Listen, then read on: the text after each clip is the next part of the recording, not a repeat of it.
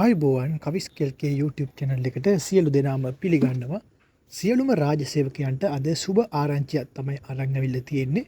රාජ්‍ය සේවකයන්ගේ වැටුප් වැඩි කිරීම පිළිබඳව විශේෂ නිවේදනයක් රජය විසින් නිකුත් කරලා තිබෙනවා. දැන් අපි විශේෂ නිවේදනයට යොමු වෙලා බලමු මොකද්ද වැටුප් වැඩිවීම ගැන කියන්නේ කියලා.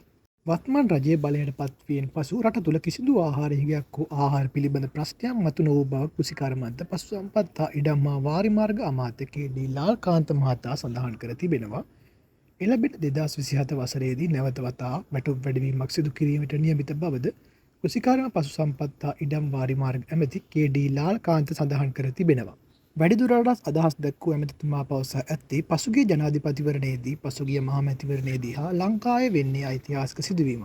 එක පන්තියකින් තවත් පන්තියකට බලය මාරුණා. අපිත් ලේසියෙන් මේක අතහැරලා දමලා ගහලා යන්නේ නැහැ. මේක නිකන් බන්දේසියක දීලා ගන්න කියලා යන්නෙත් නැහැ. මොකද අපිටත් බන්දේසියේ තියලා නෙමෙයි හම්බුනේ. ඕගොල්ලෝ කොච්චර ගුටි කාලා තියනවද? රංජන් සහෝදරයා කොච්චර ගුටි කාලා තියනවද? කොච්චර කඳුළු ගෑස් කාලා තියනවද? ඔයගොල්ලන්ට එක වචනයක් ඇහිලා තියනවද? මේ ආණ්ඩුව ආවට පස්සේ ආහාර පිළිබඳව අර්බුදයක් ආවා කියලා. එහෙම තමයි ඇමතිතුමා කියලා තියෙන්නේ වැටුප් වැඩිවීම ගැන. ඔයාලට මේ වගේ වීඩියෝ දිගටම බලන්න ඕන නම් අපේ කවිස් කෙල්කේ YouTube channel එක subscribe කරලා එකතු වෙන්න.